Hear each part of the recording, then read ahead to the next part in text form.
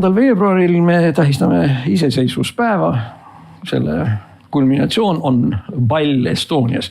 Lohutuseks, kes sinna pallile ei läinud, mina ei läinud ka, ma käisin selle asemel hoopis Otepää kirikus. See pall pole päris. Aga seda olulisem on see, et meie iseseisvus, millest täna peaaegu ei ole räägitud, on päris ja meie iseseisvus on ohus. Ma ütleksin 2 asja ja selleks tänaseks siis aitab.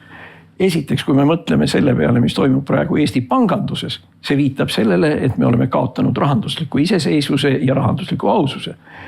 Ja teine asi on, kui ma kuulan seda, mis toimub Euroopa Liidus, kus Euroopa Liidu juhtivad tegelased lubavad saata Itaalia peaministri giljotiini alla, siis ma hakkan mõtlema, püha jumal, ega meid ei hakka mingi samasugune asi ähvardama.